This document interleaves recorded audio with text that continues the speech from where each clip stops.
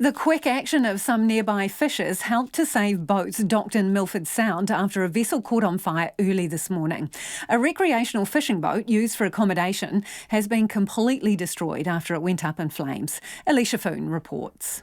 Shane Nyan and his fishing crew had come in from crayfishing when they noticed a burning boat and bright orange flames from a nearby vessel on Fisherman's Wharf in Deepwater Basin just before 4 o'clock this morning. According to Shane's wife, Amber Nyan, they sprang into action, calling fire and emergency and supporting them when they arrived. They smelled smoke and then saw the fire start. So he rang me at about 6 o'clock this morning to say that one of his neighbouring boats had gone on fire and they'd been awake all night trying to help the fire crew and also to save one of the other boats that was moored right beside them. And while fire officers battled the blaze on the boat, Mrs. Nyan says her husband and his crew managed to save another vessel from also burning. Shane obviously couldn't do anything to actually put out the fire. However, he decided to jump over from his boat to the next boat, the Sovereign, and so it didn't go on fire. However, he fell in, so then his crew decided to try and cut the ropes to the mooring and actually ended up burning himself on his bum.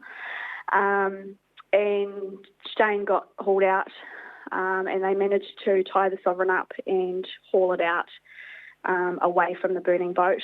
So at least one got saved. As a remote area in Fiordland, external help is at least 2 hours away, and with limited cell phone reception, volunteer firefighters and locals are used to having to tackle emergencies on their own.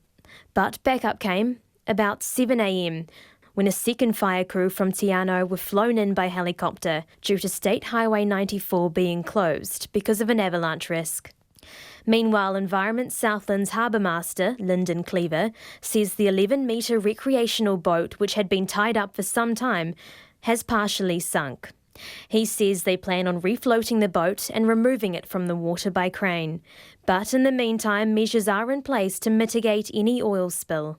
We have oil spill booms in and around the boat to contain any possible out of the vessel, which I understand is a very minimal amount, and that's all been contained at the moment, any possible leaks. But luckily, the vessel wasn't an operational vessel, so it had a very minimal amount of fuel that was maybe sitting in the bottom of its fuel tanks.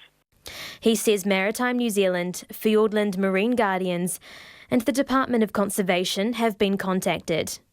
No one was on board at the time the fire broke out, and the cause of the blaze is being investigated. It is not being treated as suspicious. For Checkpoint, ko Eleisha Foon, tēnei.